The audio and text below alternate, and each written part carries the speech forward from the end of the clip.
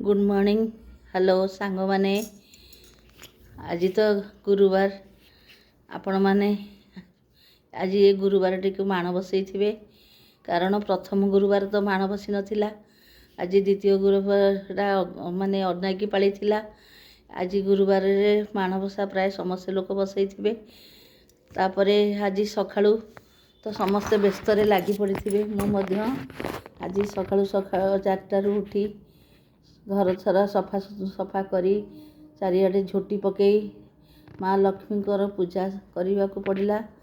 तापरे अन्य ठाकुर मानक पूजा करी तांको रोसई घर को आसिली। रोसई घरे ठाकुर माँ भात खिचुड़ी डालमा खीरी भजा साग भजा करी तांको वर्तमान पूजा लगाई सारे। तापरे वर्तमान मुझे बसी पड़ली सकाल ठारू बहुत काम करी करी व्यस्त लगी मु भाविली टिके बसी आपण मान सहित कथा हेबी।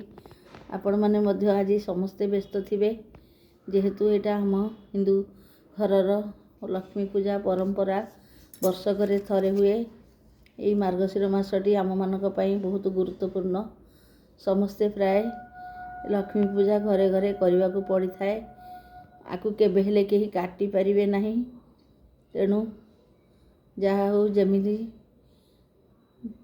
खुशी रे यही लक्ष्मी व्रतटी को पालन करने को पड़े। आउ आपण माने मध्य भोगराग करी जे जहाँ मन इच्छा माने जार जे रोषई करी किए पिठा भोग करे किए खीरी करे किए खिचुड़ी करे किए दही भक्त करे जहाँ जे करी खुशी रे लक्ष्मी माँ को पूजा करती। तेणु आशा करुँची समस्ते समस्त इच्छा अनुसार पूजा करिथिबे।